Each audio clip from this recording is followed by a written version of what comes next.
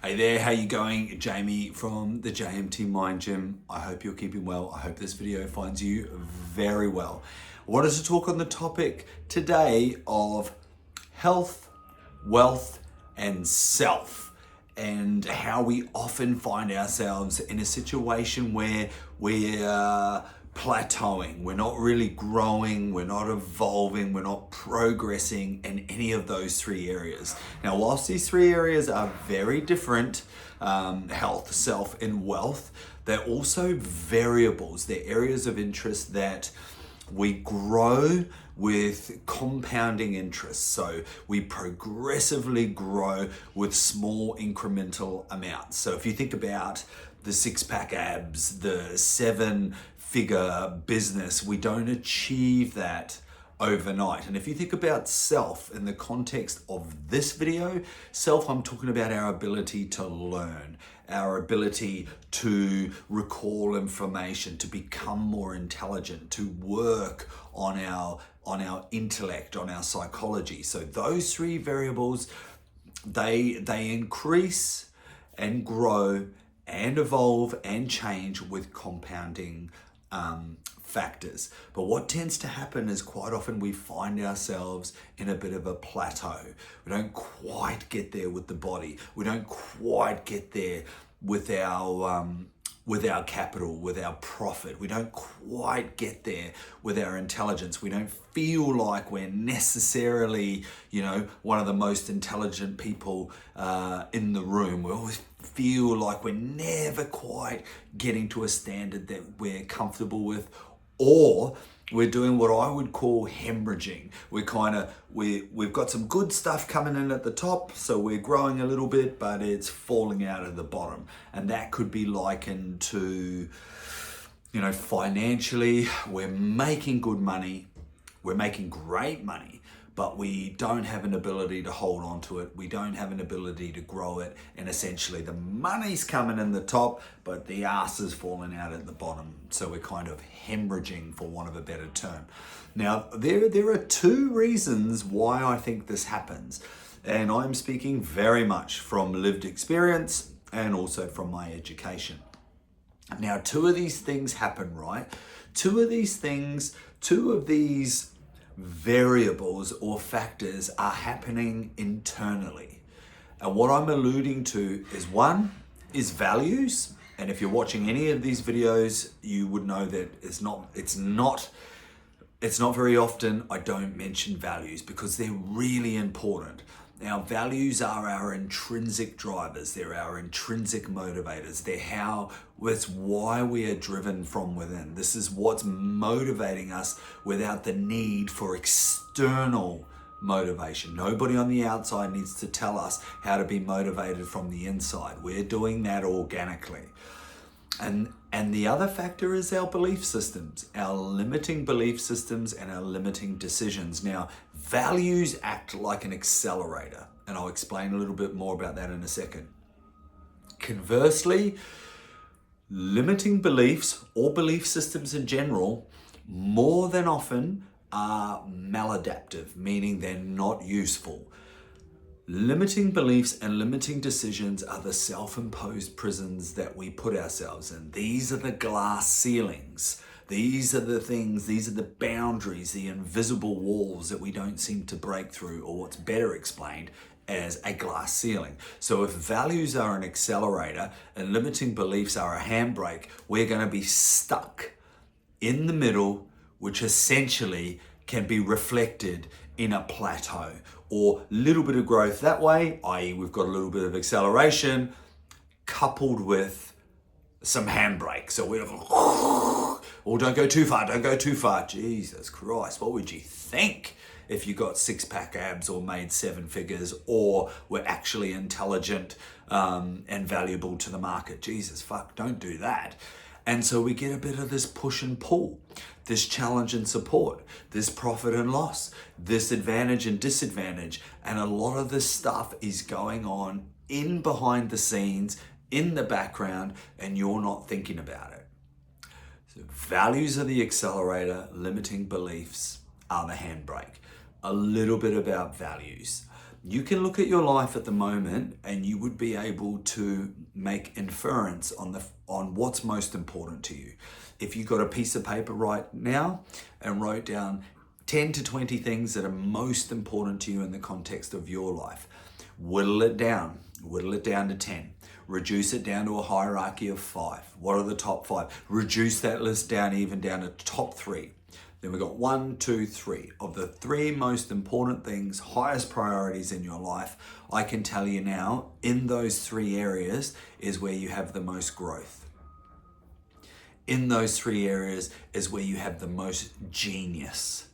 In those 3 areas, you have the most propensity to put your energy, attention, intention, focus, resilience, adaptability, innovation, creativity, resourcefulness. It's all in those 3 areas. If you've done the little exercise I just suggested, you will see exactly what I'm talking about. This is the accelerator. This is where you are most motivated. This is where a lot of your decision making is going every day. This is where you're thinking and feeling every day. This is where your actions are coming from, are in these 3 key areas. And as I mentioned, these are the accelerator. Now, conversely, and this is where the trap is, we have limiting beliefs and limiting decisions circulating in the background, in our unconscious mind. And do this task for me. Grab a piece of paper. I want you to write down on the left-hand side, what would the greatest version of you be? If you think about wealth, right? I want you to write down the attributes, the traits, the characteristics, the actions, the inactions, i.e. what you do, what you don't do, in the greatest version of you. So if I was to do it for myself, I would write, this would be Jamie 2.0. Jamie, the most evolved, incredible, wish list, best display, best reflection of me in relation to money. What would be the attributes and traits that I would embody? What would I be displaying? What are those characteristics? Now, on the left-hand side, I'd probably write something like, really good at holding on to money. I would have discipline with money. I would live below my means. These are the things that I would write, okay? So put that on the left-hand side. Then go to health. What are the attributes, traits, characteristics, inactions, actions, the things you do, you don't do? These personality traits that are correlated to the best version of you in relation to your health. So I think about, at the moment, I'm quite healthy and I'm in great shape. But if I wanted to be more than that, what would the attributes, traits, actions or inactions be to get me closer to 6-pack abs and massive biceps? I would write things like, I'm disciplined with my food. I eat good food. I don't exercise excessively, but I do it regularly. I'm training every day. These are the things that I would do, I didn't do, or the traits and attributes. So I write that down. Then I'm going to go down to the next line, which would be about self, my intelligence. What's the Jamie 2.0 in terms of intelligence? I would write down the attributes and traits that I'd need to embody. Hey, I'm really focused. I'm mentally tough. I'm not easily distracted. I have a thirst for learning. I read 20 pages a day. Write these things down, right? So if you've done that, you're going to have you're going to have some content, some data on the left-hand side. And the right-hand side, I want you to be fucking ruthless, and write in the right hand side with radical honesty and ruthless insight, why are you not? Why are you not to the degree you perceive you want to be? Now, whatever you answer on that right hand side, in between these 2 things will be the limiting belief and the limiting decision. You will highlight the self-imposed prison. You will highlight the glass ceiling. Now, if you get really good at this and you've been really honest with both what you want and secondly, why you don't have it yet, you will have the answer in the middle. Then you can go to work challenging that. You can then go to work challenging that self-imposed prison. If you think about an elephant, right? when a circus gets hold of a baby elephant and they want this elephant to be one of the attractions, they tie this elephant to a peg in the ground and a rope. Now that rope might only be anywhere between 7 to 10 meters long. So that baby elephant spends its informative years, infancy, attached to this rope. So it grows into adolescence believing that it can't go any further than that rope will allow. And when the circus master, the ringmaster, takes the peg out and it detaches the rope from the elephant's leg, the elephant still believes that it cannot go further than that 7 to 10 meters, which is a great metaphoric representation of some of the bullshit fucking belief systems that we have running in the background. Now, you can only dissolve these, re-engineer these, reframe these by challenging them. But we can't work on what we won't talk about. We can't change what we don't first acknowledge. So let's start getting some answers as to what is potentially holding us back. Now, if you do this, you are able to gain that sovereignty back. You're able to gain that agency back. You're able to gain that governance back and that control back and start moving in the direction of, better health, better wealth, and better self. Now, if you find you don't have any values correlated to health, self, or wealth, you can start looking to give this more of an accelerator. You can start looking at your 3 values. Your 3 values might be family, freedom. It might be, I'm just obviously making shit up here.